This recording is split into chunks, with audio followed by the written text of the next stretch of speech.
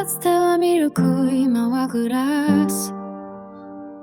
向かい合わせの氷が軽やかになる。